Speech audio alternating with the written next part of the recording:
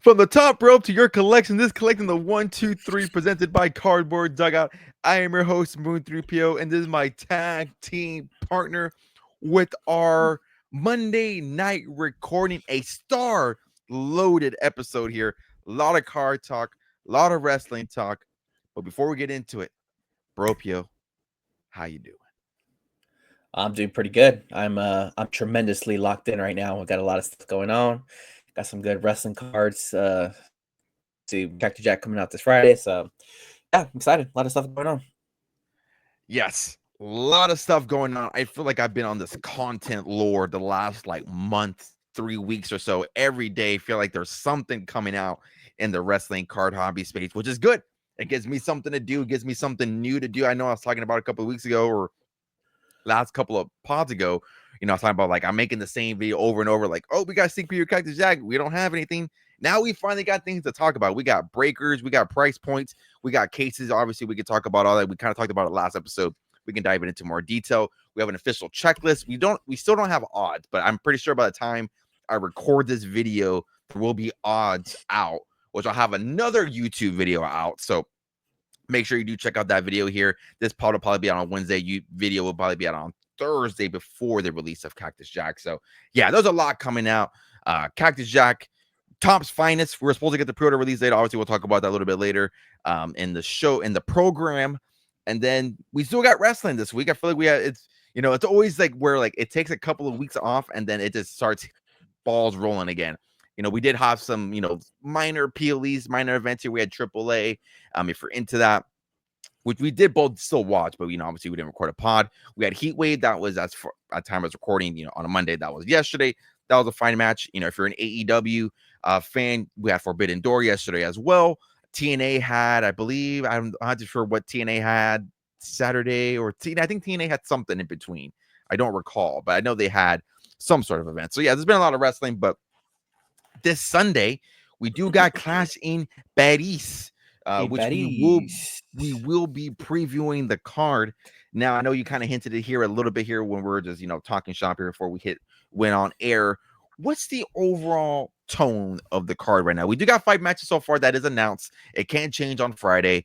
I don't think it's going to change unless they throw in a tag team match, potentially a women's match. Hell, maybe they want to respect Julia and get her on the card, or the fact that they're jumping ahead here. The fact that they're leaving Cedric Recur off the card is absolutely bonkers, but that's beyond me. But we got 5 matches on the card. We got Becky versus Nikki Bella for the IC title. We got Roman Reigns versus Bronson Reed. Sheamus versus Rusev was basically an adult qualification street fight match. Then we got the Fatal 4-Way, Seth Rollins, CM Punk, Jey Uso, and LA Knight. And then, of course, we got what I think is going to be the main event from what I've been hearing is John Cena versus Logan Paul in a singles match. Now, again, before we get into predictions here, Bro Pio, what's the overall feeling of this card? We will be together as per usual. We'll be on another vacation, impromptu vacation. So we will be watching this again together as per usual, just not in our typical homes or home setting. But what is the overall tone and mood that you have for this card right now? Kind of like a little on the underwhelming kind of side right now. I think obviously we just found out today that Stephanie Care match is obviously not happening due to Naomi being pregnant and having to vacate the women's world title, which is crazy because she was supposed to have that match with Evil, I think 3-4 weeks ago. So the fact that they couldn't try to put something together, like obviously Adam Pearce on Raw tonight was give me a week and I'll figure out, we'll get your title shot, blah blah blah, but it's not going to happen in Paris. I find it hard to believe they couldn't figure this out weeks ago when they probably obviously knew that Naomi was pregnant. So that's blunder number one. I don't know, it's just some of these matches, honestly, I feel like it's a Saturday night's main event kind of esque card in a sense, minus maybe from the Fatal 4-Way for the heavyweight title. But John Cena, Logan Paul, not really doing much for me. They were literally just tag partners a month ago, 2 months ago. Yeah, it's kind of weird that they were using his one of his last few appearances on Logan Paul. Sheamus and Rusev also, obviously they've fought on Raw before, so this is the 4th time, which they put on good matches. So, but Roman Reigns for Bronson Reed, you could literally put that on Monday Night Raw. Don't really care for anything about that. And then Becky and Nikki, obviously, yeah, it's not really doing much for me either. I think so. So it's a nice little Saturday night's main event card. If you ask me, it's just in Paris. So and it's on a Sunday, which I don't know when's the last time a main roster like PLE that's 2 nighter, like, and then it's on a Sunday, so it's kind of weird. But here we are. Yeah, when I found out it was Sunday, because obviously we were planning our vacation again, and then we were like, "Oh, it's on Sunday." I was like, "Oh shit!" Like I didn't think about it because we're driving in on Saturday to do our. Obviously a 3-day weekend, so I was like, "Oh damn, we're gonna miss Casa Paris because it obviously time change and all that good stuff." And like, "Oh nope, it's on Sunday," so obviously we're already be set in stone. But yeah, I kind of feel the same way. Yeah, I think it's okay. Like if I would give it a rating scale as far as like how excited I am, like I wouldn't be mad if there's something that I missed.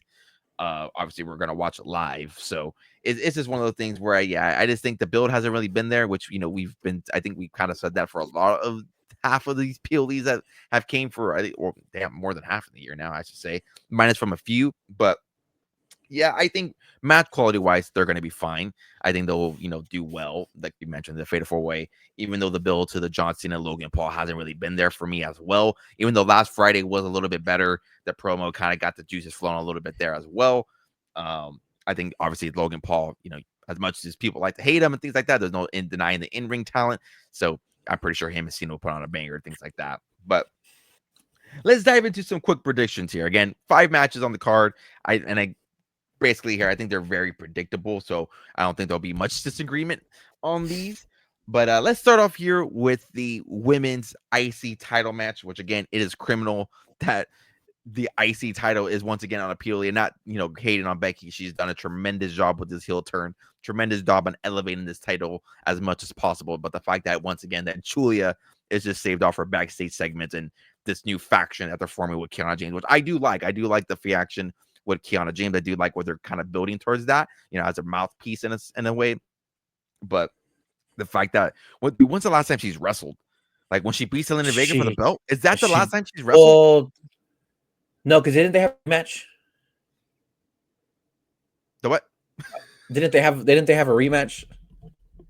Oh yes, they had a rematch, and technically she was in the Battle Royal at Evolution that she had to incidentally got thrown over by Zelina Vega. So, if you want to count that too, but I mean, yeah, it's been quite a bit, which is kind of weird. I don't know what the last I heard that they were like planning to like ship a rocket to Julia and fucking send her off to the moon and shit.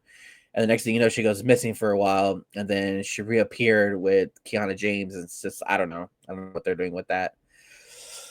Who knows? Yeah, I honestly wonder if maybe like I don't know, maybe they don't like the way I don't know. I was gonna say maybe she's not as fluent as in English that they maybe want her to she be, wasn't maybe a bad little in bit more. NXT. That's why I didn't think she was get it. either. And it doesn't make sense too To because me, they have she's like on an Io level. and Kyrie and Io like going at each other in Japanese. So like I don't know what the issue is. I don't know what's going on over there. SmackDown.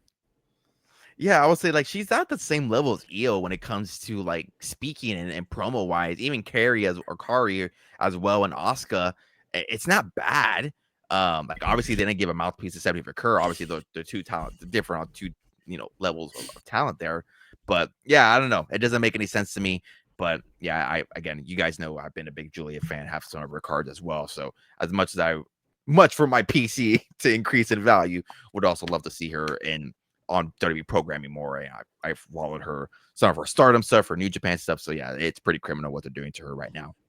But let's circle back there to the women's IC title. Becky Lynch versus Nikki Bella. I mean, Becky's cooked her the last couple of weeks. This promo was a little bit better. I think Nikki Bella, realized she had to kick something here, which again, another phenomenal promo by Becky Lynch. Again, the heel turn has been absolutely phenomenal. Yeah, this one here, pretty simple. Don't see Becky dropping the title anytime soon, and she's definitely not dropping the title to Nikki Bella. So I do got Becky Lynch retaining this one here in don't want to say a pretty easy fashion, but a pretty decisive fashion. No heel work, no heel tactics, just a nice little clean victory for good old Becky Lynch. Yeah, I agree too. I don't see like I think putting the IC title on Nikki Bella doesn't really. It's not going to do anything for the belt. I think the way Becky's been kind of driving this title is kind of they're elevating it, like and so I don't see them. I don't know when. I don't even know who would ever who would take the title off her, and I don't think it's gonna be Becky Bella, honestly. So, In a I think perfect this is a booking world, no-brainer. obviously, speaking ahead of time, I would love to give it to Jordan Grace. I think she needs something. Yeah, Obviously, I think her girls been time, taking L's on NXT left and dude. right. I was like, man, I put out a tweet. I was like, man, that's enough L's for her down at NXT. Call her up to the main roster. I think Raw doesn't need her. I think she needs to go to SmackDown. But I would love to see Jordan Grace in that mid title. Hell, maybe she's the one to go after Julia. Maybe that's where they're building toward. I don't know. But yeah, I don't I see would be anybody. scared for her, honestly, to go to SmackDown just because of the fact that I see what they're doing with Julia. I don't know. It kind of was a little worrisome The because thing that just hurts the SmackDown I roster feel is like like, the mid card level at SmackDown is not at the level that Raw's is, and I don't know. It's just because Becky's leading the charge kind of right now for the time. Because obviously, if you think of like your tier, you're probably thinking like Rhea, Io, and obviously Naomi was there. And then you kind of had like your mid carders, which was kind of led like by Becky, Bailey, Lyra, stuff like that. And so you kind of look at it on the SmackDown side, and they kind of not really do nothing with the mid carders besides like Chelsea Green and the Secret Service. It's a little worrisome. So, but I think now that you bring up Jordan Grace, like that'd be a pretty good way to like just bring her up to the main roster and just instantly insert her with the feud with Becky, like, and that would kick it off. But I mean, do you give the title right away to Jordan, or is she going to take another L on the main roster already? she I don't can't know. take another L. She cannot afford another L. That dude was Speaking like of which, that was a banger match between her and Blake Monroe on Sunday at yeah, Heatwave. That was pretty good. yeah. Yeah, I think now, like, I think obviously, I think a lot of WWE fans weren't like under or familiar with Mariah May, Blake Monroe, whatever you want to know her now, and that's like too she's busy put calling on her like back to back like good showings. stuff. So Like you can tell they don't watch. Yeah, yeah. So I feel like she's finally had like back to back showings of like what she can do in the ring. She's not just like another like eye candy or like another blonde girl that's on the main roster.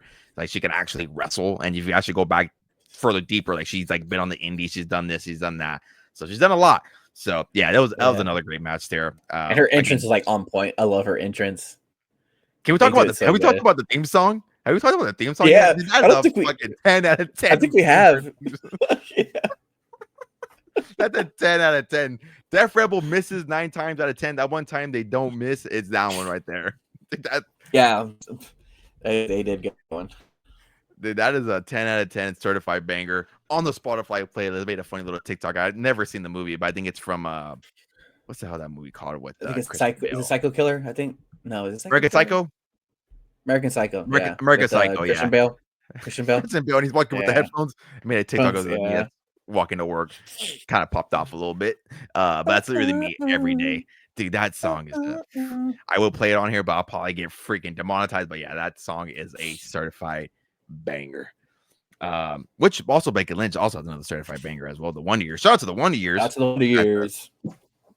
I think we talked about that one. But yeah, that's another banger. That's on the Spotify playlist as well. Even on the background. I've been playing it on my Whatnot stream. So that's it now added there to the background of the Whatnot streams. But let's continue on with this card. We got Sheamus versus Rusev and what they call a good old fashioned Donnybrook match. Basically, had to look up the term what the fuck this means. Basically, like a no DQ match. Like just call Somebody said that. Somebody said that the other day. They said that that's like one of their like irks about like the WWE when they comes to like their notice qualifications. They're like, why don't you just call it that? They have like a freaking Extreme Rules match on last week, and then they have a fucking Donnybrook match, and then they'll have like a no holds barred. It's like, let's call it a no DQ. Or just call it no holds barred match. I'm pretty sure it's like a thing with like in Paris or like a out of the US type thing. Because I looked up the match. I think it's supposed to be like they're supposed to have like I think they had before there's like barrels and like Irish shillelaghs and stuff like that. So it's like it's a themed no match essentially. That's what it is. Yeah, like if you go back to like the Attitude Era and you look up like the bar fights and like the APA, it's essentially that's kind of what it is. Like it's like that. So yeah. Yeah, you literally good old fashioned Donnybrook match. It literally says it on Wikipedia. A good old fashioned Donnybrook match is a no DQ hardcore match where large wood barrels of Irish brandy and shillelaghs are made available at ringside. And they did have this match. They had it back in 2022 between Sheamus and Drew McIntyre, which McIntyre won. And they had one in the 2022 edition of Extreme Rules, which the Brawling Brutes and Imperium which is won by the Brawling Brute. So this is a match that they've had before. I'm not gonna lie, I've never seen those matches, so I can't tell you how they look or what's gonna happen. I'm pretty sure it's like a fit Finley. I'm pretty sure he's like wanting to get in this match here in Shillelagh's to go hit somebody. So he's just Maybe craving at the teeth. Will come out from under the ring. A little hornswoggle there, little legend action. He has a But Legends deal. he does have a Legends deal in it. Yeah, he's in Cactus Jack. We were talking about it earlier. Yeah. He is in Cactus Jack, so he does have a Legends deal. I think he talked about it too on Chris Van Vliet, how the Legends contract is like pretty well good with WWE. So kudos to him for getting that Legends deal. But Sheamus and Rusev, I think this is their third time meeting. I think they're 1-1, 2-1. I don't know. Fourth one? Yeah, I think it's their fourth one. Fourth one. I don't know who won the third one. I thought it was 3. I thought it was 1-1. No, it was 1-1, and then I think they fought again on the third one. Maybe that was the DQ one. Maybe it ended in DQ. Oh, maybe. I think you're right. Yeah. Yes. Yeah. Yeah, it kind of reminds me of like way back then of Sheamus and Cesaro when they had the best of 7. It kind of reminds me of essentially what this is. And ironically enough, Sheamus was involved in this.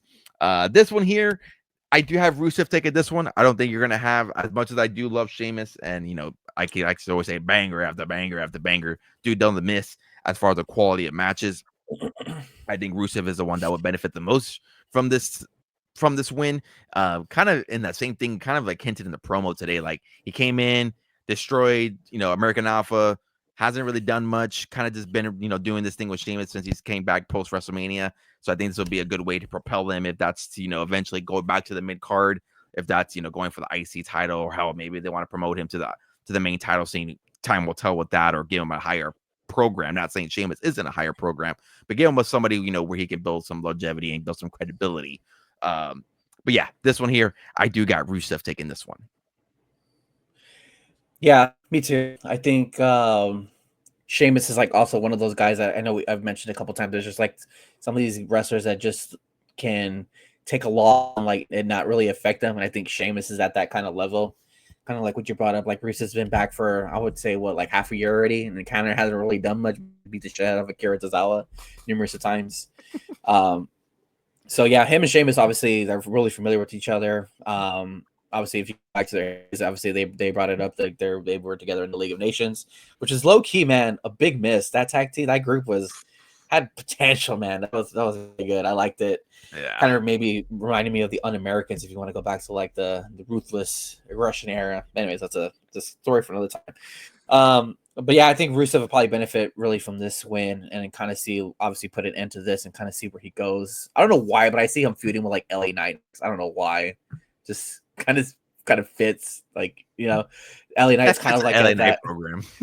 yeah, like LA Knights like that top, almost at that top. Well, he is a top tier status guy, but he just sees him go back and forth. And I think like if they want to put Rusev in like main like, top tier picture, like I think something with like LA Knight or maybe even CM Punk, if you want to go that route, can kind of work out pretty well.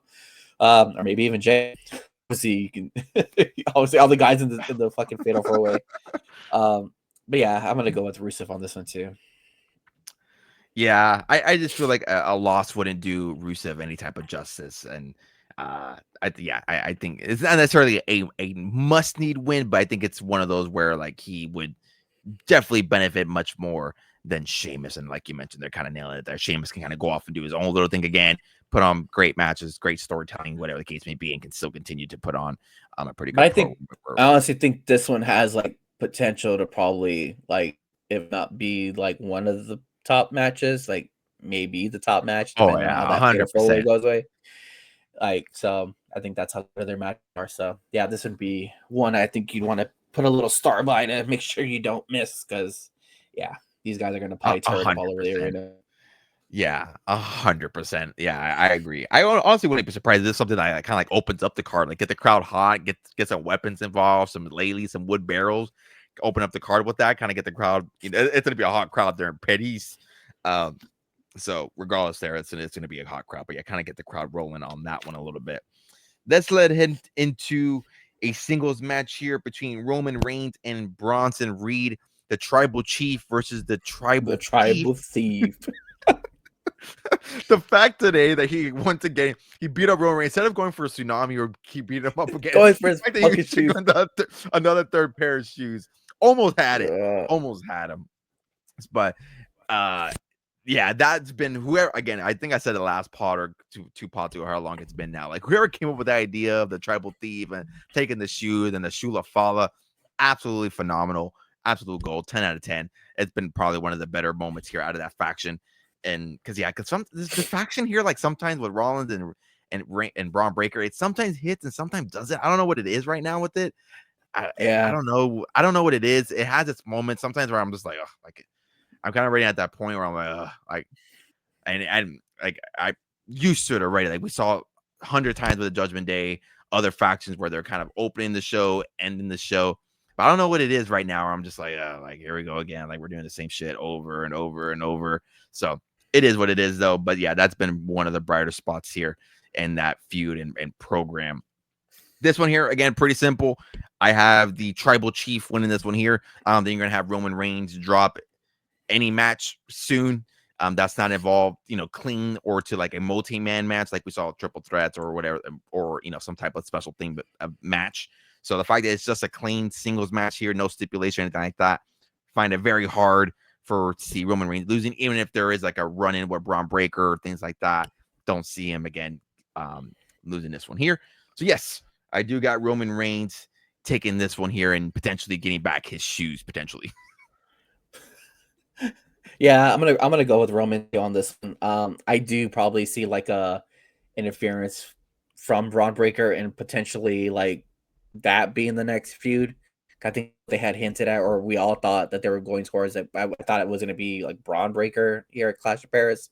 So the fact that it's Bronson Reed is kind of, I don't know if it's kind of like there you see obviously like Braun like as a little higher level status than Bronson, and so like they're kind of like, let's put you with Roman, see how we can like you know what I mean, kind of build you up a little bit. And the fact that he's been like tsunamiing the hell out of him, taking his shoes and all this stuff. Yeah, I don't see Roman losing this match. But yeah, I don't know. We'll see. This is kind of one of the matches where I'm like, did it really need to be on the card? Kind of could have happened like on a Monday Night Raw, something like that, main event Raw. It's just kind of just like, I don't know. This one's not really clicking it for me. But I mean, obviously they're not gonna probably WWE's not gonna miss a chance to have Roman like on foreign PLE. So it's probably for that reason. But it is what it is. Yeah, the world I see and the way I book it is Roman Reigns wins, and then it kind of leads to the I don't want to say tension within the faction, but tension at least within Seth Rollins. And like, hey, like you couldn't beat him, now I got to go send somebody else to go beat him. And who's that? Someone else, Braun Breaker. So that's the way I see it here in my head. I think obviously that's like a WrestleMania caliber match. You're not doing that on a random PLE or things like that. So how they delay it, time will tell. I'm pretty sure there's a way to a couple tsunamis, couple spears, write him off again, then he comes back like the way we've typically seen it in the past. So. But yeah, this one here, no stipulation, which I'm a little bit surprised. Again, I think there's already they could have done another DQ on this one if they really wanted to, but it's all right. So Roman Reigns going over on this one here. I guess we'll go into the Fatal 4-Way since we're on the topic of Bronson Reed, Braun Breaker, and Shula Fallas and all that kind of good stuff here. So we got the Fatal 4-Way match here for the World Heavyweight Championship between Seth Rollins, CM Punk, Jey Uso, and LA Knight. Yeah, this one again, pretty predictable as well. Obviously, you're not going to have Seth Rollins drop the title that fast after probably one of the, we talked about our last podcast as well, probably one of the better Money in the Bank cash-ins that we've seen, top 5, top 3 for sure. So yeah, this one here, I do got Seth Rollins taking it once again and retaining. Who's going to eat the pin? We'll take it a little step further here. I do got Jey Uso eating the pin here. I think it's going to add on to that potential. We kind of saw it today with the super kick to Punk and kind of like crash out. Hey man, you crash out. We can't trust nobody here. So yeah, I do got Seth Rollins retaining, and he is going to find a way to pin Jey Uso. Protect CM Punk. Obviously, he's not going to be taking the fall there. LA Knight, you can make the case for that as well. I don't think he'll really benefit from that. And the dude just eats so many pins. So hey, why not throw it to Jey Uso? Oh man, that's a good one. Yeah, I think Seth is obviously going to retain here. I'll probably see Seth holding it all the way to WrestleMania. Honestly, I don't see him losing anytime soon, especially that I think even him taking a loss probably will kind of lessen his faction power in a sense, kind of thing. But yeah, I think honestly, I think LA Knight is probably going to take the pin on this one, and I see like kind of one of those like mishap where like he might get speared by Jay or like he gets hit with the GTS by Punk. I think that kind of I see maybe more with Punk because obviously he's kind of been bickering with Punk lately, and kind of maybe that's where they kind of go with that. Yeah, the crash shot's kind of interesting because like OJ's always been the one to like always help people, and obviously Roman was someone that like hey like you got to watch out for yourself and all that kind of stuff. So that's pretty interesting because really he doesn't have anybody now in Raw because Sammy got moved to SmackDown. Yeah. And obviously Jimmy's over there, and I'm sure Jimmy's going to be taking time off, obviously with Naomi being pregnant. So Jay's kind of on his own over there. It's just Obviously me Roman again. yeah, it's literally just him. But yeah, I got Seth Rollins going on this one, and I got LA Knight taking the pin with some fun stuff going on in the background, some mishaps. Some mishaps, some foolery, some shenanigans going on there. Whoever will make a little fun little bet here on the side, maybe a pack of Cactus Jack. Maybe if you want to get a little crazy here, a base card. if you want to get a little crazy here, we'll make it exciting there in person. But now let's head over to what again, I believe this is what's the main event. I think on Peacock they're promoting it as the main event. Notice the overlay. I know that was like what they had for SummerSlam night 1 and 2. Remember there was a confusion like what's the main event between night 1 and being Punk McIntyre. They're on the poster. This time around it is John Cena and Logan Paul on the poster. So I would assume this would be the main event, especially since this is John Cena's first and last time facing the Paris crowd. We're pretty sure they want to give him like a nice little proper send-off. Yeah, this one here, I don't see Logan Paul winning. I again kind of falls in that area where he can just eat a loss and it doesn't really affect him. He doesn't really, I don't want to say he doesn't do anything, but he's not really involved in too much programming where it's gonna affect him that much. Do I suspect a involvement from Brock Lesnar? Who knows? I know they kind of tied into it a little bit last Friday before they got knocked out by Logan Paul at the end of Friday Night SmackDown. That Nick Aldis got a call from Brock Lesnar, and then from there they got knocked down. We didn't get to hear it. So maybe there is some involvement from Brock Lesnar. Does Brock Lesnar really travel to Paris? Who the hell knows? It's Brock Lesnar. So I'm pretty sure they're saving it for WrestlePalooza. That's their ESPN, first debut match. And of course, it's going against AEW. I believe All In, it's going against them on that same day. So you, of course, want to have all the big dogs in there. And it's your first PLE on ESPN. So, and that's a different segment for a different time or a whole different that day is gonna be. I want to imagine what Twitter is gonna be like that day. I'm gonna fucking mute Twitter that day. It's gonna be. We're gonna have the WWE stands and the AEW stands is going at it all fucking day, dude. Jesus. Yeah. So that day is gonna be a fun day for us wrestling card content creators or wrestling content creators, right? Whatever umbrella you want to put myself and Bropio, and that will be a fun one to cover that day. So yeah, I don't think obviously I think that's where they'll eventually Brock Lesnar and John Cena will have their match. So maybe there is some involvement to get that involved. Who knows? Time will tell. But yeah, I don't see John Cena losing this one. Again, like I just mentioned, first and last match here in Paris. I think he said that he's never experienced a Paris crowd. That crowd's gonna go absolute bonkers for him. But yeah, I do got John Cena pulling this one out. Oh, I was thinking about it. I think this is gonna be the one where I have to swerve from our same picks. Yeah, I think Logan's probably gonna take this one out. I don't think it's gonna be clean. I think it's gonna be a little bit dirty. Only because I'm thinking about like that Friday segment with like him and Drew. Like Drew was like, "Hey, like you need to do anything, like by any means necessary, take care of business, take care of John." I think eventually there is going to be a Drew John Cena match somewhere down the line. He has 10 dates left, 10 appearances, not even 10 appearances left. 10 appearances, I think 4 matches, right? I think from what I've heard. Well, for sure he'll probably wrestle at Palooza, Survivor Series. Yeah, he's advertised for that. Yeah, Palooza, Survivor Series, Crown Jewel in Perth, and the Paris one. That's technically the fourth match. So, and yes, as of right now, I think there's 10 confirmed dates, or there's 10 appearances left, something like that. So, I don't know. I think somewhere down the line, there is going to be like a Drew McIntyre match, I think. And I think also Logan's been taking just too many L's, like single match wise. Like he'll win in tag team matches, but when it comes to like singles, like he just doesn't win. So I think if they really want to start like building this single Logan Paul run, stuff like that, like I think he probably does need a good dub.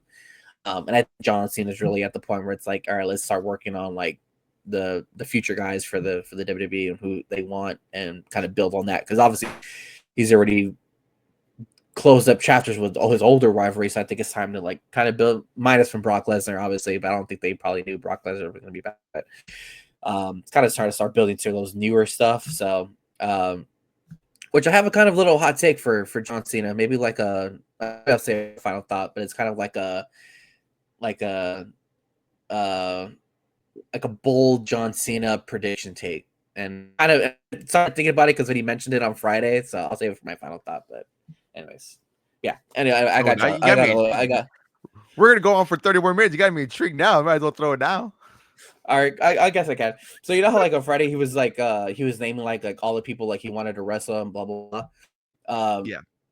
Obviously the first name he mentioned was Dominic Mysterio, and so I was thinking, I was like, John's never won the IC title. Like, what if John takes the title off Dirty Dom, and that's how you get it off him? I don't know. That's my bold prediction. John Cena will be an IC champion before the end of his retirement, and he'll be officially a Grand Slam champion. Grand Slam champion. Yep. Oh, I like it. I like it. That's my bold. I thought you were gonna do the foolery I saw being talked about on Twitter today. I saw someone. It's not a. I would say it's a hot take or like a pretty bold prediction, but I don't think they would do it just because it goes against John Cena's word. But someone threw out today, or I think I saw it the other day or 2 days ago, where it's Saturday night's main event. John Cena finishes off, wrestles who he wrestles, and then again, that's why I don't think it's gonna happen. But The Rock eventually comes out. Oh, I did see that. It's TKO Rock. It's like TKO final boss Rock. Like, hey, like you're done when I say you're done. Like you couldn't like you want to like shit talk me and say I wasn't here for you when I turned you bad or when you were heel, kind of throw me under the bus type thing. Like you're done when I say you're done. And then leads to their eventual last match at WrestleMania. I don't know if that would happen. Just because, again, I think it goes back on almost everything that John Cena has said leading up to this retirement tour. Like December, like that's it. January 1st, 2026, when that hits, I'm going to be on a student tie and I'm going to be an ambassador for WWE. Like that's what he's been preaching and echoing for so long. So who knows? I don't think that's going to happen. Maybe we'll come back to here in December. I think that's a big reach. Because, I don't think they would go through all this. Have John go through all like, hey, as soon as I'm done, I'm done. Like he's already said that his body can't take it anymore. Yeah. So I honestly don't think they would do that. Honestly, if that was, there's just no way. If they do go that route with The Rock, I don't see it happening like at that last match. Maybe that might happen like, because obviously I think, obviously like you said, that the Brock is rumored for WrestlePalooza, but The Rock I think is probably, I wouldn't be surprised if The Rock is there because it's a whole first ESPN night, like TKO and all that good stuff. So I don't know if The Rock wants to strap him up against John Cena, maybe like a Survivor Series match. I don't fucking know. I don't know. Yeah. So looking at it here, this is what Chris Van Vliet talked about here before we wrap up all the John Cena talk here. So 10 dates left. 8 have officially been announced. There's a SmackDown August 29th, Clash of Paris, SmackDown in Chicago. That's on September 5th. Man, I would have loved to have seen CM Punk be involved in that. That would have been phenomenal. Raw, September 15th. September 20th, WrestlePalooza. October 11th, Crown Jewel. November 29th, Survivor Series. And then December 13th is the retirement match. So those are the 8 confirmed dates. There's 2 that have not been out there yet. What those dates are, I don't know. According to Chris Van Vliet, this is what's officially has been announced so far. Did you say is WrestlePalooza on there? Right? You said? Yeah, September 20th, WrestlePalooza. Okay. That is going to be in Indianapolis, Indiana. So that would be that's on September 20th. So that's what I'm saying. You have this match here, 31st, and then you essentially have give or take less than 30 days. And granted, I don't think they really need a build essentially, but you can do a build between Lesnar and Cena leading up to WrestlePalooza. And ironically enough, you have potentially two of the biggest cities, one being Chicago, one of the top 3 wrestling towns, and then you're in Springfield, Massachusetts, John Cena's home state. So I'm pretty sure there's your build right then and there already for that. Yeah. So it really hasn't been confirmed yet. He's advertised for a Raw day. Yes. So after Clash in Paris, September 5th, he's in Chicago. That's SmackDown. For SmackDown. And then September 15th, Springfield, MA, Massachusetts. I'm assuming that's Massachusetts. My geography. And it's a Raw. It's a Raw. It's a Raw. Yep. And then after that is Crown WrestlePalooza on September. Oh, WrestlePalooza. Okay. And then Crown Jewel. He's going to be gone for a minute. So that's what I'm saying. Maybe they'll throw in a SmackDown date or a Raw date in between that. But then October 11th, he's at Crown Jewel. So 2 dates. What those dates are, who knows? But those are what's been confirmed. So interesting. Something to keep an eye out as we head into the we're already going to be September in a couple of days or 6-ish days. Absolutely insane. So there is Clash in Betty's. Possibly we'll do a post reaction pod depending on how crazy it is. We probably would because there's going to be some hobby stuff happening throughout the weekend. So we'll monitor that, keep track of that as time goes on. But so yeah, keep an eye on the socials. Obviously, we like to live chat also wrestling as well. Of course, you can follow us here. If you're following us, watching the podcast or listening to the podcast on YouTube, you see our ads here. You can follow me at Moon3PO everywhere. And of course, you can follow here Bropio at Dad Who Collects. All his socials will be down in the description down below as well. But like we mentioned there in the beginning of the pod here, we finally got hobby news. It's new. It's nothing recycled. We're not speaking on old tangents that we spoke about months ago. We're not looking at the list again. We're not doing this, and that, or playing, what if they do this or what if we do that? We finally got cards coming. First want to talk about the basically confirmed, but hasn't had a confirmed date. We're supposed to get the pre-order today, but it didn't happen. Shocker, I know. But we got 2025 Topps Finest making his debut here. Not debut, but obviously making its reintroduction since 2021.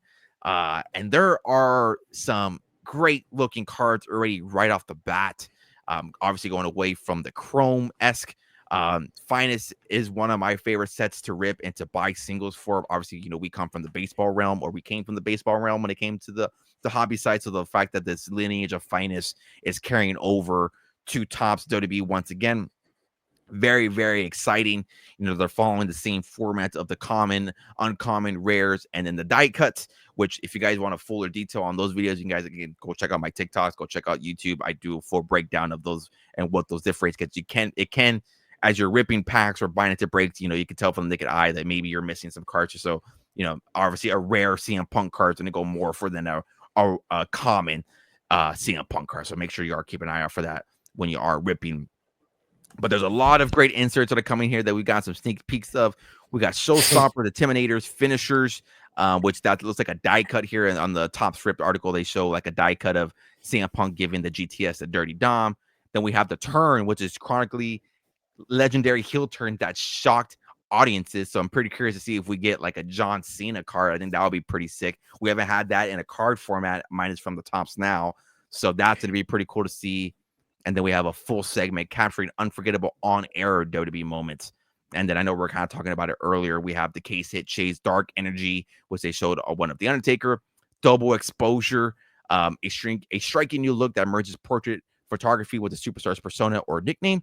And then one of the bigger chases is going to be here in the set is going to be the Ula Fala, which is the featuring of a Finest living set featuring members of the Samoan bloodline headlined by the names like The Rock and Roman Reigns. Then, of course, we have autographs.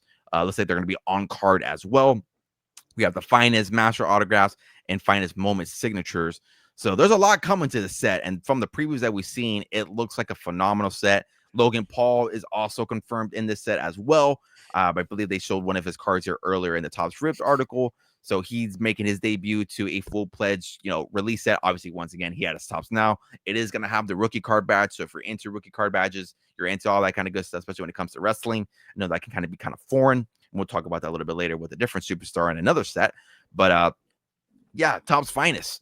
It looks like a fun set. Don't know how you feel about it. I think we're basically in the same idea. I know we're kind of talking about it, when we're getting all the announcements here. But yeah, this is like a fun set. I'm a little disappointed we didn't get the pre-order today, but that's okay. Obviously, I know their Topps is going to be full pledged to Topps Cactus Jack right now, which I totally understand that. So I'm not really surprised by the delay here, which I emphasize in my TikTok. Probably people are gonna be like, "Oh, the dude's complaining again." I'm not complaining. It was predictable. I'm not surprised by it. But yeah, Topps Finest. I'm really excited about it, and I think this is finally going to bring some more stability to the market. Obviously, wax singles are all that are very high right now. So the fact that we're going to have Cactus Jack coming out pretty soon, we'll talk about that in a little bit, and then Topps Finest. So there's finally some balance coming to WWE cards, and they're coming. So how are we feeling about Topps Finest? Yeah, I think even just going back to like what we talked about, like it's like I don't know if it was the last part or maybe the one prior to that. I mean, we kind of hit the nail on the coffin where we kind of said like we knew it's coming. This Topps Finest was obviously coming. Obviously, they have Universe 2. We see like the wrestlers like posting on their stories or signing cards. So once this whole dilemma with Cactus Jack was going to get fixed and resolved and released, like you knew they were going to start like boom, boom, boom. So like as soon as Cactus Jack got pre-ordered, like a week got the confirmation of Topps Finest, and everybody was freaking out like, oh, like look at they're going to start dropping sound. Like yeah, we kind of figured like they had to probably figure out the whole shebang with Cactus Jack. So but yeah, I'm excited for it. I love Topps Finest, like you mentioned. Like we came from the baseball side, so obviously I Topps Finest. It's funny enough, the first hobby box that I ever bought, like back in the day, was 2017. Topps Finest. I remember. Yeah, I got fucking burned completely on those two fucking autos. So, yeah, so that was the first time I ever spent like. I think back in the day, I think that was probably like $180. I want to say it was under two. So I mean, you're not gonna sit at that price anywhere nowadays, but like back in the day, that's what it was in 2017. So, anyways, that's probably a story for another day. But like these sisters, like I'm curious to see like the one you mentioned, like the one that's the turn. It'd be kind of curious to see if we just get a picture of just John Cena with the heel turn, like maybe when he's like hugging Cody. I need we the don't have to face see one. the one that we don't have to see fucking Travis and The Rock in the background. Obviously, what was the other one? Oh, the full segment says famous televised moments. I'm pretty sure it's going to be like a pipe bomb. There's a lot of good, like you can get like a lot of good Stone Cold ones, like when he bought the beer out or when he smashed McMahon's car with like a monster truck. So it's going to be pretty interesting to see what they do. But yeah, I'm excited. The Dark Energy cards, I'm pretty sure is going to be like some white 6X card. Kind of fits that persona. So, obviously me and you, we both interested in like Bray Wyatt and the whole White faction. So to kind of chase those cards down, it's gonna be pretty cool. I'm kind of serious what the hell they mean by living set with the whole Ulafala. Like, are they gonna chop up the Ulafala or anything? I don't know. Make some relic cards out of that. I mean, if they do, that'd be pretty dope. If they make like a relic cards out of that, yeah, that'd be pretty dope. But I'm excited for it. I'm curious to see what the price point is going to be. I'm assuming it's going to follow the Topps baseball, which I think if it was like around 280, 289. Yeah, I'm assuming that's probably where it's going to be at. It is a big set. It's 300 cards, so it's not like Cactus Jack where I think it's 100 cards, right? If I'm not mistaken. 100 cards. Yep. Set. Yeah. So, yeah, I'm pretty sure like you're going to do TikToks on it and break it down like. They have like your commons, your uncommons, your rares, and kind of how you break it down. And I did see some of them. I think like the rare cards have like a little die cut on it. They look pretty cool. Yeah. So, yeah, I like the way they look. They look very like neon and flashy. Like I saw the Jey Uso card, and then obviously the Logan Paul card was there too. Yeah, I'm excited for it. I'm definitely gonna. If the price is right and I'm able to get through, if I can sell some more stuff on the side. Build up the PC funds and stuff like that. I would love to try to snag a hobby box. Because if it's the same format, I think of baseball, you're guaranteed like 2 autos. It's not like Two this autos, nonsense it's not like the nonsense of Cactus Jack where you're not guaranteed anything and you're paying like almost double the price of that. So I'm excited. I'm curious to see the release date. Yeah, I'm ready for it. So to be good times. The good times are rolling. Yeah, I'm really excited too because I feel like they're carrying the WWE license like the UFC license. Because typically baseball only has the hobby format. UFC, I did a quick search here to make sure that I wasn't speaking out of my ass, but they did have blaster boxes of Topps Finest for UFC. So that kind of gives me the idea too that obviously Cactus Jack is a hobby only format. We've talked about that in the past, and again, if that's news to you, it's a hobby only format. So maybe under the presumption, like if they're carrying the same lineage as UFC, kind of following the same scope, um, that maybe even potentially that, if hobbies are, what we're kind of used to these days here, we're 300, 400, $500 pre-release in the secondary market, like blasters, I would assume would be $40, $50, $60. And Man, like, if they do blasters of this, I'm gonna eat that stuff. yeah, I'm looking at it Jeez. right now. Like you can buy a Topps UFC blaster. Yeah. There's even mega boxes of Topps Finest UFC. So I mean, if we can get retail product for this, like that would be phenomenal, because obviously Universe is not going to be a retail format. That's going to be like your autographs and your relics. There's really not going to be a lot of base cards, I don't think, in that set. Royalty as well kind of follows the same suit. So a lot of the next future sets are going to be a lot of relic and auto base, which are going to be a little bit more expensive. So I would think, I mean, if you're Topps and Fanatics, you want to push out at least some more formats and more retail. So why not have a hobby box format, a blaster box format, and a mega box format? So hell, if they do something like that, man, that would be really, really cool and fun and exciting, especially for all the newcomers in the hobby who are just looking to rip something and don't want to drop an arm and a leg or a soul, like The Rock would say, for X amount of money for find a cheap blaster at Target if you get lucky, or GameStop if you get lucky, and hell, rip on a couple of blaster boxes. I know our hobby stores are pretty wrestling sufficient, so like they had Topps Chrome when they had it, and they still have a lot of Panini products still. Obviously it's higher than retail price for sure, but does show her potentially, if you're tired of the breakers and tired of buying your boxes online, that potentially Topps Finest will be your way to go. But yeah, I'm excited for it. Again, yeah, follow the socials. Again, we'll be breaking. There's already a TikTok that I made that broke down, the design format, what to look for with the die cuts, things like that. So yeah, go follow, go check out those videos here. And obviously, when we get more confirmation, get more sneak peeks, things like that, we'll obviously talk about it on the pod. Which again, if you're not following, make sure you are subscribed to the channel and following over on Spotify and on Apple, or wherever you get your podcast. But now let's talk about a set that is coming. It is officially confirmed. Again, we've been talking about it for forever now, but it's finally going to be in hands. Maybe not in our hands, but it will be in other people's hands for ripping. Topps Chrome Cactus Jack officially releasing on August 29th, which is going to be this Friday. Breaks are loaded up on the Wazoo, on Fanatics Live, and on Whatnot, or wherever you get your breaks, YouTube as well.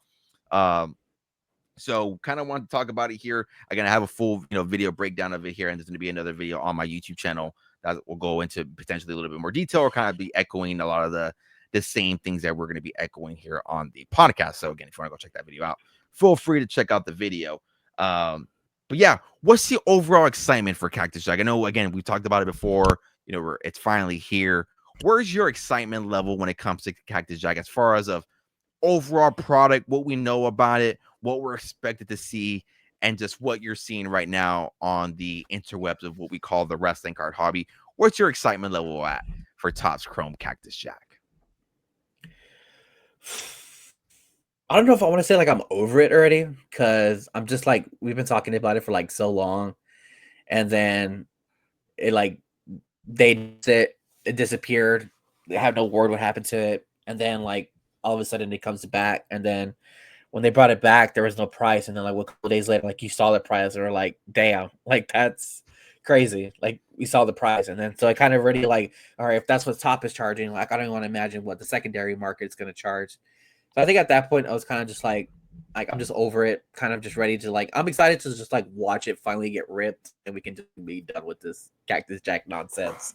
But I mean, I do, I want to see the cards broke. Like I said, I'll be have bought into a break lower end people, so nothing too crazy. Which we'll probably talk about here in a little bit. But like I think just overall, I'm just kind of like just ready to like get this ripped, and just let's move on to Finest, Universe, whatever else is coming out. Kind of ready to see those cards, and just I don't know. This is, I feel like we've been talking about this for like too damn long already, and it's like it's super expensive. The set list is short, and it's just like, yeah, let's rip it already. Let's go. Let's get it over with.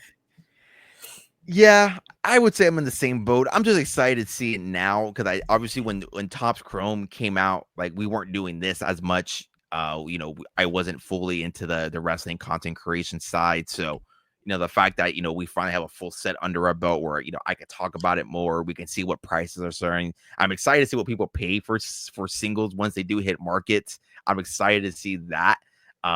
Just to see, what people are willing to spend for this product. I know that's one of the key discussions with this product, because obviously we do have the WrestleMania format. So, what will people value more? The WrestleMania format, this format, things like that. Obviously, there's a lot more autographs, more parallels. So there's going to be a lot of opportunity for different people, depending on the superstar you collect. So yeah, I'm just excited to see it in hand. Like you briefly mentioned there, I've already jumped into a couple of breaks. So lower tier guys, guys that we do PC that are not like the higher tier guys, which we'll talk about here in a couple of minutes. But yeah, I'm excited just on the level. Like, I'm excited to see people ripping it. I'm excited. And I know some people are like, how can you be excited about other people watching people open cards? You watch other people play video games. You watch other people play sports. It's the same thing. That's the way I always see it. It's the same thing. So if you shit on me or shit on for anybody else like watching breaks, like, I'm pretty sure there's something else that you watch people do that you're not doing. And there's some sort of, I don't want to say investment, but some type of, utility behind it, I guess I would say. But yeah, that's where I'm excited for on that point. Some key takeaways here, obviously, with this checklist is we do got some debuting superstars in this set, which is where, I'm really excited to see. We got Ricky Saints making his debut in his sets here. He does have a couple of Topps Now cards, or has one Topps Now card. Does not have the rookie card badge just because he is in AEW cards. So if you're trying to figure out, like, why doesn't he have AEW, like the RC badge, it is because of that. So did you keep that in mind if you're, looking to, get into Ricky Saints or Ricky Starks? Oh my God, I call him Ricky Saints. Ricky Starks. And it looks like he's going to be propelled to the NXT title main event pretty soon. So that's going to be exciting to see how his marketing kind of takes off a little bit. Maybe something you want to keep an eye out, something you consider if you're into that kind of stuff. We do got, we kind of hinted on here a little bit here. Jordan Grace will be officially be having her rookie card as well. So that's going to be exciting to see. Zarya, she did have her rookie card there in the WrestleMania format, but she will be making her debut as well as a rookie in this set. Some new name as well. Motor City Machine Guns will be making their debuts in a set. Andrade is making his debut back to WWE products as well. And there's still also some names here who have not been or are no longer with WWE that are still in this format as well. Cora Jade, Gigi Dolan. Who else was that on here that I saw? Damn, there's somebody else I'm thinking about. I'm missing on top of my head. But kind of gives you an idea of, there's going to be some names here that are no longer in here. Obviously, if you're, buying into breaks or looking for somebody specifically, make sure you do go check out the checklist, because there are some superstars who don't have base cards. They only have inserts and or different types of parallels when it comes to the inserts. So make sure you do check that out. Some superstars only have autographs, like Alexa Bliss, for example. She only has autographs. She has no other form of case hit. And like we just briefly talked about, you're not guaranteed an autograph in this set. It's basically like Top Cosmic Chrome Baseball, which I like to compare it to. But obviously here, we've been talking about, and we've been, going through the data. We've been going through breaks, checking to see who has the best price. So I wanted to make a little bit of a fun segment here for our listeners or watchers, as far as we'll do it 3 ways here. We'll do who we're buying, as far as like PC, general PC people, who we collect, who we generally enjoy to have in our PC. We'll do a low risk, high reward type deal where, they're not the biggest name out there, but potentially maybe within the program and WWE, maybe we'll see their their cards rise in stock here, depending on what the WWE program is treating them. And then we'll treat the higher price ones. Who are the ones that we're staying away from when it comes to the price there? I'm pretty sure there'll be a fun little convo. So I'll throw it over to you, Bro Peel, first. How do you want to do this? You want to want to ping pong back and forth? Start off with who we're buying for a PC, and then we'll do ping pong. Yeah, kind of reminds me of a good old kindergarten call. Who is your daddy? What does he do? So yeah, we'll do a little ping pong here. So I know we kind of hinted on here. So I'll throw the ball over to you, or in this case, just keep it a ping pong here. I hit the ball over to you first. Who's the PC guy? Who are you eyeing here in the breaks? Because I don't think, obviously, if you're listening to the pod, I'm pretty sure it's pretty well evident as far as who we PC. But we've added some new names to the list. I know I have a new guy on PC, which we talked about with Adam Gilman in our interview, that things always change. So been buying a few cards of a new superstar. But I'll hit the ball over to you first there, Bropio. Who's one guy that you're buying here just for your overall, PC, no investment value. This is going to the binder. This is going to the showcase. This is going on IG. Who are you buying for your PC here when it comes to Cactus Jack? Yeah, obviously we're going over like we're actually on Fanatics Live before we started recording the pod, and we're going over some breaks. So obviously I think I've made it very I made it well known that I big fan of Bray Wyatt and the whole Wyatt Six faction itself. So playing eyeballing those guys, specifically Uncle Howdy. He seems to be more on the lower end side for some people. I mean, really, like you have to go like look at what people have or any, not just Uncle Howdy itself, but like just wrestlers in general. Like, and you got to look at how like people do their breaks. Some people do a full case, some people do half. I came across one where I showed you where they're doing a third of a case. And they accidentally, I'm actually kind of thinking about doing this because this breaker, and I don't have them on my name, but no free ads. But they have all the Wyatt Six members like all grouped up together, and they do have it for a fairly decent price. It's just I don't know how I feel about like a third of a case, and that's kind of where I'm getting a little like, I kind of rather just rip. I prefer to get into something that includes the whole case, or if I'm gonna pay like for just a box, like the price has to be like really, really lower. It has to be like low. It has to be kind of like the low risk for me. In a sense, it's kind of what I'm looking at. Um, but yeah, that's kind of where I'm gonna obviously who I PC and see the other guys that I PC. Like it's just they're too for this set specifically. They're just a little bit too on the higher end when I'm talking about like guys like CM Punk, stuff like that. One guy that I'm adding to the PC that kind of can. Well, yeah. I guess I'll ping back to you because I feel like this wrestler's kind of like on the lower end, like low risk, kind of, especially for the price that I saw him for. So I'll go ahead. I'll ping it to you really quick so you can talk about your PC. I think your other PC guy kind of is the same way. So Yeah, exactly the same way. So yes, obviously you guys know I do like the PC CM Punk. That's my guy. His break spots have been going from anywhere from like 115 to 125 ish, which for his what he has in his set isn't crazy, and for a name like that, like isn't crazy. He does have autographs, some sort of case hits as well.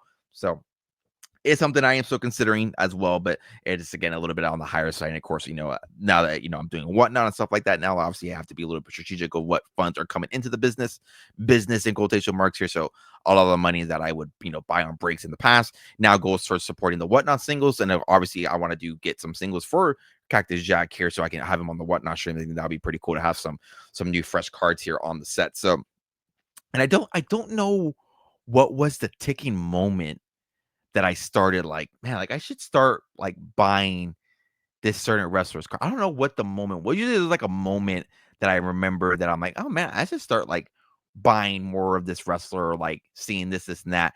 But the TLC match. maybe it was maybe it was. Honestly, maybe it was.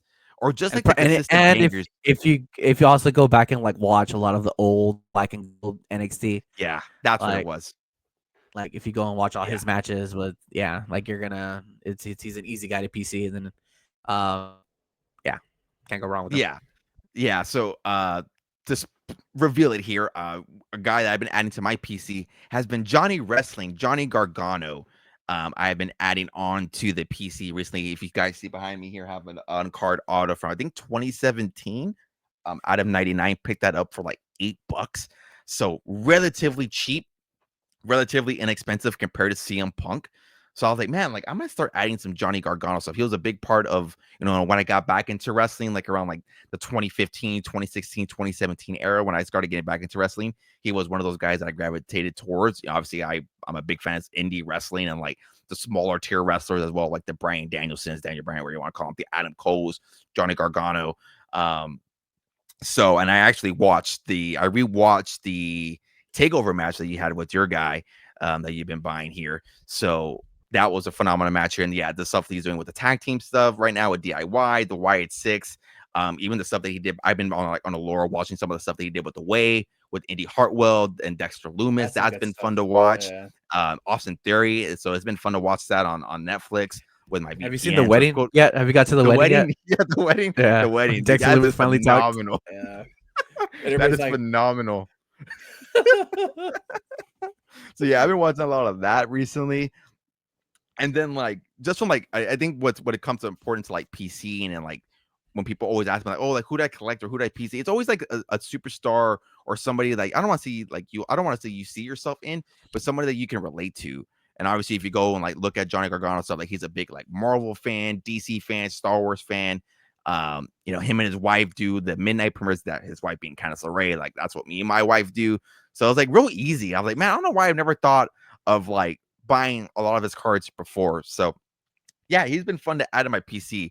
And obviously, I've talked about in the past, you know, obviously I like to collect guys or, you know, have an idea of maybe one day we'll get him on the podcast here because he's obviously into the card market as well. He's into the hobby as well. He does a lot of card rips on Twitch and things like that. So, like, man, that'd be fun to one day to have a full case or a full binder of Gargano stuff and maybe one day have him here on the pod. So, yeah, that's what I've been buying recently. Have a lot of his other cards on the way soon. I know I sent you one late last night of his NXT alumni from Select. That one's a cool one. A lot of his gear is obviously Marvel inspired. So yeah, that's where I've been at overall with the PC. So I'm excited, and that's the spot that I bought. I believe he has. Let me see. Let me confirm it again. Let me see. I'm gonna just do a quick little Gargano. So Gargano has obviously he has base cards. He has Astro Knight. He has the famed Phantoms, Kings of the Night, and then Astro Knight autograph. So he essentially has one. Everybody has one set of autographs, whatever set or base, and then other case hits and or types of inserts. And I bought a spot for $25. No, $15. That was cheaper. I bought it for $15. After obviously shipping, taxes, and fees, it was like $20, but $15 for all that for a full case, like that to me was like a no-brainer. So yeah, that's where I'm at. That's where I'm at. I was like, that was a no-brainer for me. And yeah, that yeah. came from I think that's the beauty of not every like breaker is like a diehard wrestling fan, but like if you don't like if you're a true wrestling fan and like you like obviously you have your Cody's, your Punks, your Usos, your Romans, stuff like that. Like if you can like find somebody like in that mid card tier or even the lower mid card tier, like if the XT people maybe say, like you'll find some pretty good deals and some pretty good superstars. Like one of the guys I'm starting to collect now too, that I bought into Cactus Jack is Andrade, and he obviously brought up like his match with Johnny at one of the takeovers. But like it's just that whole NXT Black and Gold, like I have like it has like a near like, joy in my heart. Like I just love that era of NXT when like Adam Cole and the Undisputed Era were down there. When Finn Balor was down there, Sammy, Kevin. Obviously you want to bring up like the four horsewomen with Sasha, Bailey, Charlotte, Becky. At that NXT level, like I think that's obviously kind of also too kind of like brought me back into wrestling in a sense because like the main roster was like such crap. Like it wasn't good. Like obviously it was being run by fucking Vinnie Mac, but like the lower level NXT was run by Trips. And like he ran the NXT brand, like it was to the point where like NXT, like where you didn't even care like who was on the main card, like you wanted to watch the takeover on Saturday, and like it was to the point where like it was kind of rubbed like the main roster guys the wrong way. They're like, hey, like these guys are down there are like killing it, and like we're over here like they're outperforming us, and so all those wrestlers in that era and just like I gravitate to those guys. So Andrade, I liked Andrade a lot from when he did his first run, and then obviously he left with AEW. I did follow a little bit of his AEW run when he had that group. Ah man, what was that group called that he had in AEW? I don't remember what they were called. But I think over there at AEW he was Andrade El Idolo in yeah. AEW. Yeah. So he started off with Andrade, Cien Almas, and then he went to just Andrade. And then he went to AEW, games Andrade El Idolo, and then now he's back to Andrade. But his theme song El Idolo, which my daughter likes to say that every now and then every time he wrestles. But yeah, I don't know. Like, and I liked his whole tag team thing with Ray Phoenix, like the way they do. I love that spinning fuck elbow he does. It's just like a sick move. It just looks brutal. And I'm glad he kind of started using it as a finisher because before it kind of looked like it was like a signature move and like he wasn't really beating it, but then he's beating with it, so it's pretty cool. But yeah, so like I bought an Andrade spot and no free ads, but I bought into Mama Breaks' upcoming into this Friday. I think it's gonna be like at 7:45 in the morning. Hopefully it fills. I don't know how long it's gonna take for it to fill, but it looks like it's filling up pretty quick. But yeah, I bought it for $10. He does have base, he has autos.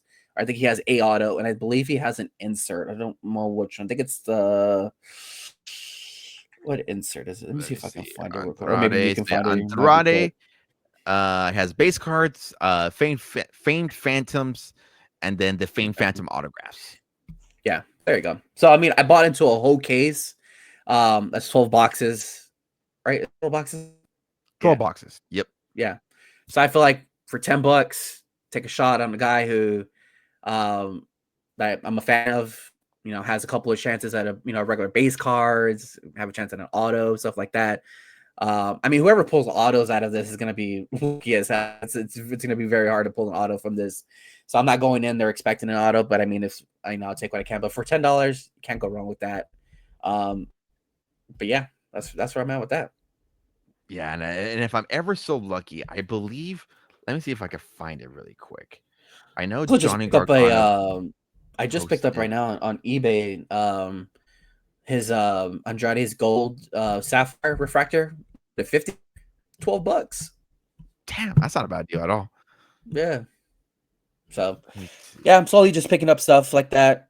Start building a little bit more. I'm looking at like his national treasure, like 3 count stuff. They're like real cheap. Like you can get his auto for like $10-15, and it's just he's a good wrestler. I like him a lot. I like that whole Mexican-esque like lucha libre style. Like it kind of reminds me like a little bit of like not necessarily like the same wrestling level like Eddie Guerrero. Like I grew up loving Eddie, and so he kind of has like obviously the Mexican, um lucha libre style. I think it's kind of why I like Dom too. Like Dom's obviously is the greatest Mysterio to ever wrestle. So I'm gonna have to start like a little like low key like Dom PC, like kind of start like real low in, and because like his stuff is just so crazy. So yeah, it's kind of where I'm at. Yeah, and that's actually a perfect segue to kind of like my middle tier guys as far as like who I'm watching and like potentially maybe looking into it further. Because when I was looking at some other spots here for like mid tier and mid tier, I'm thinking like 30 to like $80 essentially, maybe not necessarily breaking the bank, but a little bit higher than your $10 to $15 spots that we just talked about here. But Dom, again, no free ads, and she doesn't need it because she's one of the more popular breakers on Fanatics Live. But Mama Breaks had Dirty Dom listed at $35, which isn't a bad Shout deal him at out. all. Shout him Shout out. him out. Shout him out. Shout No him free out. ads, but shout him No out, free man. ads. No free ads. Hey, maybe we'll get her on the pod, and who knows. But yeah, I mean, $35 for Dom. I mean, not a bad deal as Yeah. well. I was kind of hinting at as well, Ricky Saints. I don't know why I keep almost trying to call him Ricky Starks. I was doing so well calling him Ricky Saints for so long. Now I'm in the mood of calling him Ricky. So I don't know why. But Ricky I think Saints, it's I know his. so close. It's not like um Blake Monroe, where like her name is like completely different, like compared to Mariah Yeah, May. Like, you know what I mean? Like the fact that they're yeah. both Ricky, like I think that's just Ricky, and it funny. starts with Not an S. helping. Yeah, maybe that's where we're strickling the Yeah. brain here. But yeah, like Ricky Saints is like $55. Again, like I just mentioned, not a rookie card badge. So if you're into that stuff, not there. Um, but is having his autos here debuted in product for the first time, and technically his first flagship, in a WWE product. And like we just talked about here, he kind of made his way to the main event scene on Heat Waves. So I'll be curious to see, what his market looks like here moving forward. I'm actually a big fan of Ricky Saints, followed him quite a bit down in AEW with Ricky Stark. So curious to see what his market does a little bit. Another one as well, I think I was kind of looking at here was like, I believe his spots weren't too great. I can't think of the price off the top of my head, but it was Kevin Owens. Kevin Owens, obviously, he's off WWE programming right now, but he does have a lot of the autograph inscriptions as well. So, if you want the thrill of the chase, which a lot of these times these breakers, want to promote or, have the opportunity to do, maybe you go find yourself a Kevin Owens spot for, between, I think I was seeing spots between like 30 to $40. Potentially you can go find your spot there, and then you can kind of get your way into, maybe an opportunity to be pulling one of those cool, autograph inscriptions for Ken. And it's not just on the Super Fractor. A lot of the wrestlers only do the inscriptions on Super Fractor. That he has autograph inscription, like I think on the promo he had like on his base card, like on the pink parallels. So they are out there. So those were the two, or I say necessarily three, kind of grouping them together as far as of like superstars that, again, not necessarily breaking the bank, but if you're into, want to maybe get your best bang for your buck, pull a cool card from them and maybe want to flip it or maybe hold on to it for, a long-term hold or eventual flip in the future. Those will be the guys that I'm keeping an eye out for. But to throw the ball over back to you, who are some superstars here that you're taking a look at as far as like maybe necessarily not for the PC, but you're looking at like, okay, like maybe we pull something here, maybe this can fund back the hobby or fund this and that. Yeah, the one I'm kind of looking at is kind of at the same price that you said for Ricky Saints, but I'm looking at Bailey, dude. Bailey, no free ads, but again, I'm looking at Mama Brand, no free ads.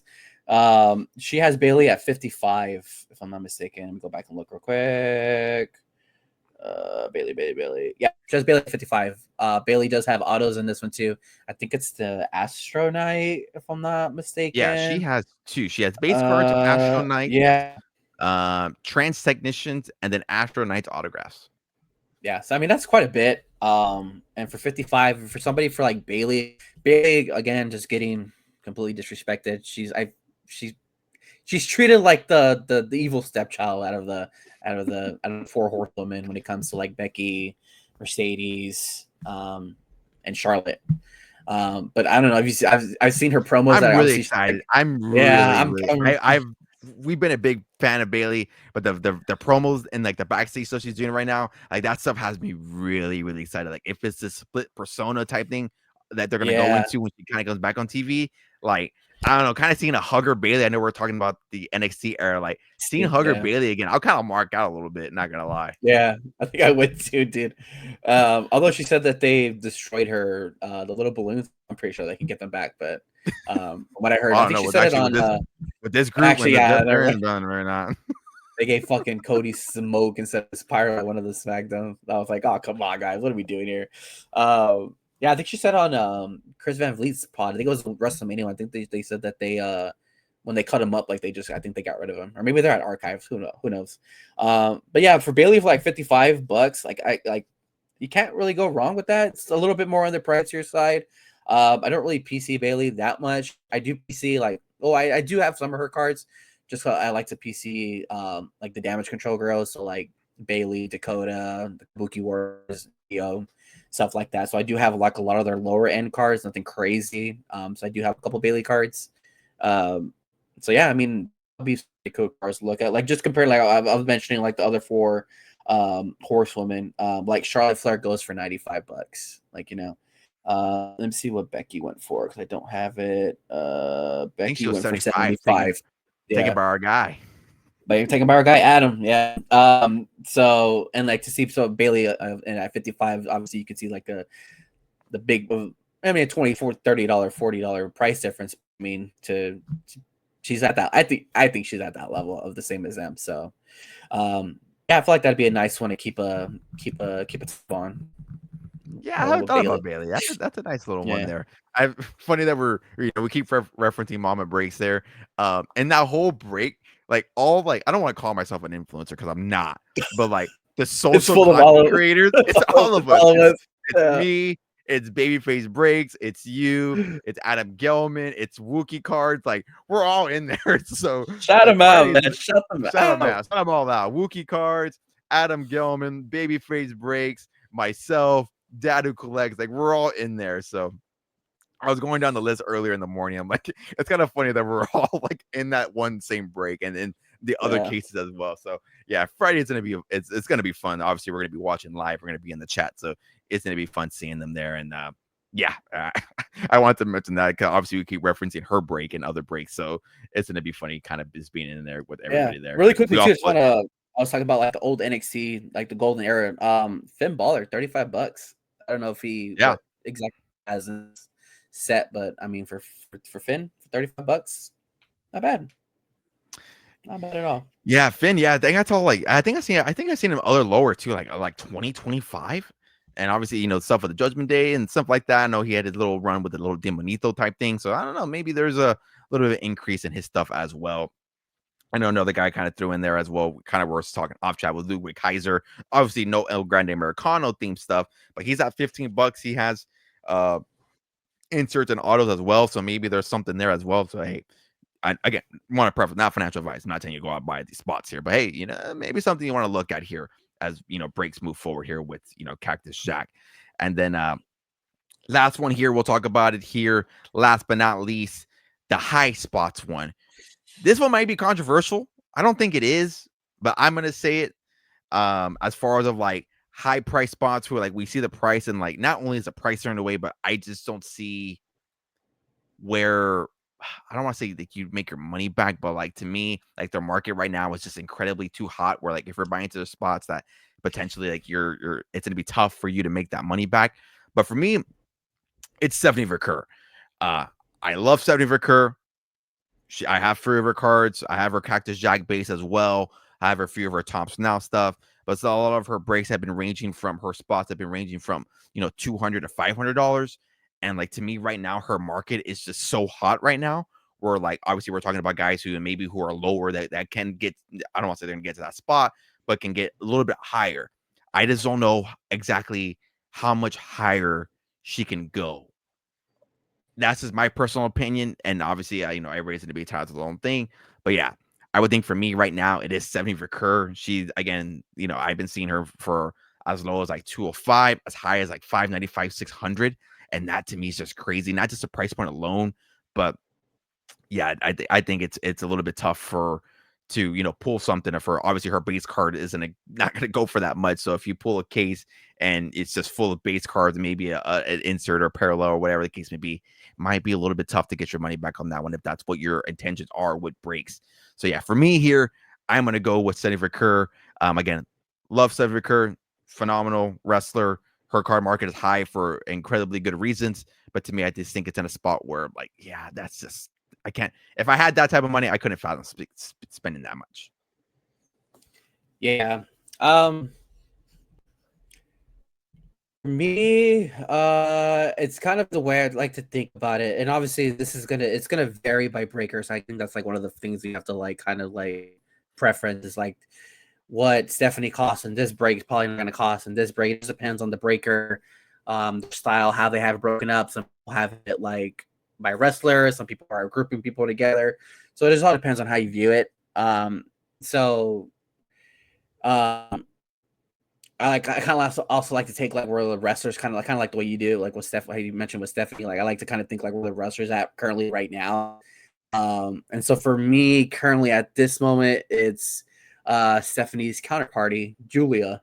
It's kind of a little bit worrisome for me. Like right now, I think I saw her. She's kind of like in that $100 range. We obviously talked about it earlier when we did our predictions. She's kind of been MIA at the moment. She's hasn't really wrestled that much, and when she did, she was getting thrown over by Zelina Vega. No disrespect to Zelina Vega, but there's a lot of Zelina Vega slander in this pod. No disrespect, um, and then like she just like hasn't really wrestled much. We've obviously seen her in the backstage segment. So she's kind of just like floating around the mid card title and hasn't really done nothing with her. So that's a little worrisome. It's kind of even affected her market currently, like in her select card. If you go and look at her 2024 Panini Select, her short printed card in that set, like when I was looking at it like a couple months ago, like you couldn't find one like around the 80, you could like $80-$90, like for the regular base. Now they're selling like lower end of 40. So like her market's kind of like dwindling down a little bit. It may have something to do with the way they're booking her and using it. So that's something to watch out. And it's just like the Cactus Jack set is it's just so pricey. Like I just can't fathom spending that much money with like that being like so high, such a high risk. And it's gonna be with all the top superstars. Because another one that kind of worries me a little bit too is Penta. He's kind of like in that lower like $300, $200 range. And again, for like the obviously depends on how the how the breaker does it, but that's kind of where he's at for like a case size. So he kind of scares me a little bit because he does have base cards in the WrestleMania Cactus Jack. So I don't know what that market looks like. I haven't really looked into that one, how that's doing. Obviously, I'm assuming he's probably going to have cards in Finest, and I don't expect them to be as expensive as this. So it's kind of just like, hey, do you want to wait it out, or like why put all your eggs in one basket in this Cactus Jack Penta break and kind of wait it out a little bit and just buy the single, stuff like that. So yeah, those are kind of two that I'm kind of just like, like Penta's obviously a really famous, really popular with the fans, but it's just like the style of break is just like something a little worrisome, a little high. But yeah, so looking at his base card right now for Penta, courtesy of Card Ladder, August 23rd, we had a sale for $69.99, okay. 56, 60, a gold out of 50 went for 220. At PSA 9 out of 50 on a gold Ray Wave, which went essentially $200. So yeah, I mean, bases averaging from like 60 to $80 the highest. And then their parallels, depending on the certain parallel, are ranging from anywhere from like 100 to 200. So yeah, that was the second guy that I had here on my list. I'm doing that thing for YouTube as well, and he was kind of on there. Yeah, his breaks is like I saw him as low from like anywhere from like 80, high as like 295. So he's kind of like in that higher tier range as well, where it's just kind of like, yeah, I don't see where I would justify that for that high. And then Penta says settle miedo, but in this break I have mucho miedo. So and then his booking, like kind of like echoed there, hasn't really been the best. Like great matches, don't get me wrong, but I mean today on Monday he took an L to Kofi Kingston. Was that the right booking decision? You know, who knows? They did have New Day did have a great little off-air segment that was pretty funny. But speaking of New Day, can we talk about it for a little bit? Just shout out Xavier Woods and his ridiculous outfits, dude. When he came with that stupid hat, like, dude, how did he get that on the plane? I was dying. Yeah, I know we kind of talked about it. The heel turn wasn't the greatest executed, but I feel like it's always the post something that happens. Like it's the comedy. It's the comedy of them. That's like, I don't know this whole mean New Day thing they were trying to do, but like they have to like go back to like the comedy side. Because even when they first came out, when they were heels, like they had the comedy in it. The fact that they like now that they're finally bringing like a little bit of the little comedy side to like the kind of like heelish, like asshole standoffish, thing, like the whole morning of the tag team division of the Raw, like that's the New Day. So yeah, his fit, even today too, a neck brace with a top hat, like that was hilarious. The neck brace thing. I agree. I agree with you. Like it's always the post after something dramatic happens that's always better than the actual event. And I feel like I'm like in the same boat with the New Day stuff. Like his stuff has been pretty good. So yeah, shout out to Xavier Woods there. We've been doing a lot of shout outs. Honestly, I'm just like so ready for them to like just move Ray Phoenix over to Raw and just like put the Lucha Bros together. Like I can see them feuding with the New Day. Like that's like a perfect segue for him to get over there. Like I love this whole stuff with Andrade. Like they meshed really well together. But I mean, obviously, if I have seen their AEW matches, a couple of them, and yeah, they put on pretty good matches. I think the last one I ever saw for them was the one they did with I think it was against the Young Bucks, and they had that steel cage match. I was like, good God. Yeah, and then they had the thumbtacks on the bottom of the Jordans or some shit. Yeah, or like on the Jordans or something like that. Yeah, I think that's the last one. I think we talked about it before we watched All Out or where the hell we watched. I think that was like the last event that we watched together, or it might have been Sting's tour or something like that. But yeah, I do remember. Yeah, Sting's retirement. I think that moment kind of like blew up there with the sneakers. That was kind of like I don't want to say the start, but kind of like the trend of like sneakers and pop culture and wrestling and things like that. So yeah, it was pretty cool to see that. But yeah, guys, that is our Cactus Jack. Again, want to preface here, not financial advice, not telling you to go out and buy all these breaks here in spots and do this and that. Buying into breaks and ripping wax is highly risky. So if you are joining breaks, be smart with your money, be smart with your funds. And again, like we like to always say, if you have a superstar you collect, if they're cheap, get them. If they're not, that's on you. So paying 4, paying 6, paying 12, whatever you got to do. But yeah, we're excited for it. Again, we'll be covering all here on the socials here. We'll do like a post break thing, obviously we'll talk about it and things like that. Again, if you guys want to go check us out here, you can follow Bro Peel here at Dad Who Collects, and you can follow me over at Moon3Peel. We'll be covering Cactus Jack as we get closer to August 29th. And then, of course, post breaks and post release here, talk about singles, sales, what we're seeing, what we think about the product, things like that. We'll be covering all here on the social. Make sure you are following, subscribing wherever YouTube, Spotify, and or Apple. But before we officially wrap this up here, Bro Pio, any final thoughts here for the good old listeners of collecting the 1, 2, 3? Yeah, no, I don't really got much. Have fun on release day for Cactus Jack. We've been waiting for this for so long. Enjoy it. Watch your breaks. Yeah, just follow along. Follow along the socials. I already gave my hot take for John Cena. That was gonna be my final thought, but just to make it even more thought, I think he's gonna win the title over there in Perth. Make it more bold. Oh, damn, even more bold. John Cena winning the IC in Australia. even more bold there. Hell, Oh, do take off the belt off Dom and then have a AJ Styles and John Cena fight for the IC yeah, title. that's what I was thinking. I was There like, there you go. Man, there you go. Boom. Okay, boom. make it a We didn't triple book threat it. if you want to. If that happens, man, you heard it here first on the pod towards the end segment here of on a random episode on August 25th. Listening to this probably on a Wednesday or a Thursday. But yeah, final thought for me. Yeah, we've been pushing out content like content galore, man. Every day there's been something coming out here, and I've been trying to do better on uploading every day. Not saying I haven't done better in the past, but it's more like consistent everyday stuff. So yeah, again, feel free to follow me on socials, TikTok, X, Twitter, whatever you want to call it, Instagram, YouTube, obviously Moon3PO. The Whatnot streams are back. We've been going live every Sunday. I won't be live the Sunday after you're listening to this because like we just kind of echoed, I will be on vacation.